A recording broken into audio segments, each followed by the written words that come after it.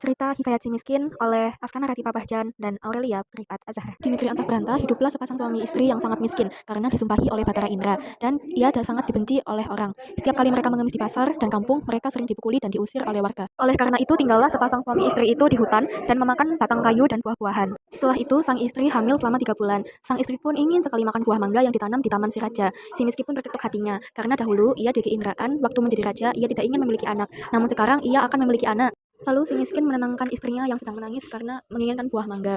Akhirnya, si miskin pergi ke pasar untuk mencari buah mangga. Setelah sampai di pedagang buah mangga, ia ragu untuk meminta buah mangga karena ia takut akan dipukuli oleh pedagang buah mangga tersebut. Lalu orang yang berada di pasar tersebut memberikan si miskin buah mangga, makanan, dan bahkan pakaian, serta buah-buahan lainnya. Si miskin pun heran karena biasanya ia ketika di pasar selalu diusir, dipukul, hingga dilempar kayu dan batu.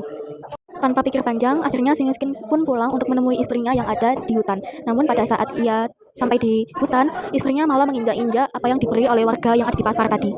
Si miskin pun sangat terpukul melihat perbuatan istrinya. Kemudian ia pergi untuk menghadap Maharaja Indradewa yang saat itu sedang mengadakan pertemuan raja. Lalu ia masuk ke dalam dan baginda raja pun berkata, "Apa yang kau mau?" Si miskin pun menjawab sambil bersujud, "Tuanku, ampunilah hamba. Hamba datang ke sini untuk meminta buah mangga yang sudah jatuh ke tanah tuanku. Apa yang ingin kau lakukan dengan buah mangga itu? Untuk dimakan di depanku. Tolong ambilkan setangkai buah mangga untuk si miskin ini." Kemudian diambillah buah mangga tersebut untuk si miskin yang sedang sujud kepada baginda raja. Akhirnya si miskin pun pulang dengan tertawa sambil membawa buah mangga tersebut. Akhirnya si istri pun memakan buah mangga tersebut. Setelah 4 bulan lamanya, akhirnya si miskin pun melahirkan seorang anak laki-laki yang sangat baik dan bermenawan tampan. Anak itu diberi nama Marakarma, yang artinya anak di dalam kesulitan.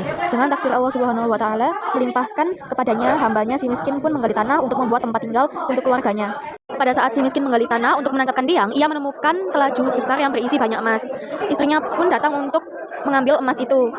Setelah itu mereka pun kembali ke hutan dan mulai membeli perlengkapan rumah tangga. Setelah kembali dari membeli barang tersebut, ia mandi dengan jeruk nipis, menimang anaknya dan berseru. Akhirnya permintaan si miskin pun menjadi terkabul dan dia menjadi raja dan berganti nama menjadi Maharaja Indra Angkasa, dan istrinya berganti nama menjadi Ratna Dewi dan negeri itu dinamakan Puspasari.